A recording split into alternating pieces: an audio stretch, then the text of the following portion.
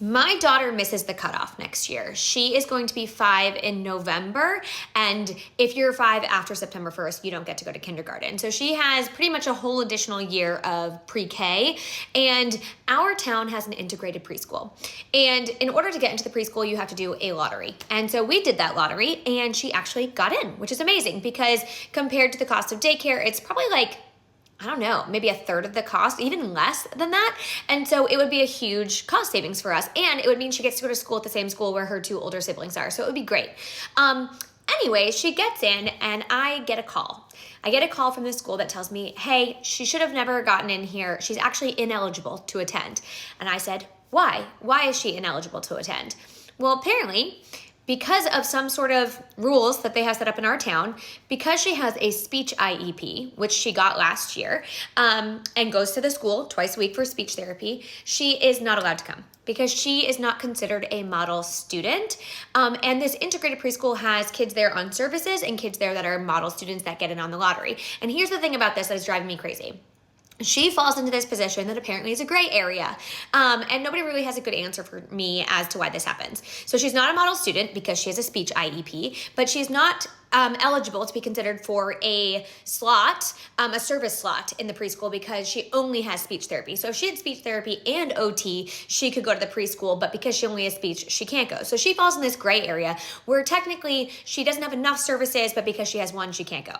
And it's so frustrating because I asked them, I said, hey, if I had never had her evaluated and I never had the speech IEP, but I just went to private speech, for example, and I put her in the lottery, could she go? And they said, yes, she could go. And I said, okay, well, what would happen if halfway through the year you realize this kid clearly needs a speech IEP? You would give it to her, right? And they said, yeah, of course. We would evaluate her, and if she qualified, she would get a speech IEP. And I said, okay, great. Would you then kick her out?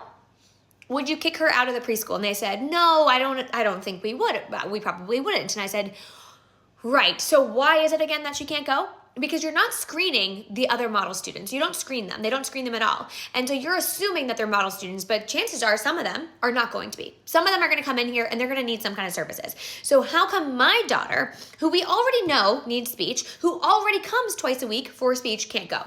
And transparently, they don't have a good answer for me. They're like, you're right. These bring up good questions. This is just the policy. This is just how it goes. And I'm like, this feels like discrimination. It feels like discrimination. I feel like it probably is. And so I want to explore that. But I'm just wondering if anybody else has dealt with this, if anyone has advice for this. And technically, like, I am allowed, I guess, apparently, to withdraw her from her IEP and then put her into the preschool. But, like, I don't want to remove her services. I don't want to strip her of the resources that she currently has to excel, right? Like, these things matter. And so I'm just wondering if anybody has experience with this. And just so you all know, like, I've worked with educational advocates before. I have other kids who are in special education with 504s. And so, like, me and the special education department are like this at this point. But this situation really, it makes me mad, not just for me, but for other families. Like, my family, I can pay for her to go to daycare. I can pay for private speech therapy if I want to. I'm in a place of privilege where I can do those things. But what if I couldn't? Like, what if I couldn't? Why is this child not eligible to attend the integrated public preschool? Like, and they said it was something to do with the fact that it's not like an open enrollment preschool, it's a lottery preschool, and that's like part of it. But then they needed to make it black and white where it's like, if you have a service, you can't attend. Yet some kids with services can. So it just, anyways, would love some insight.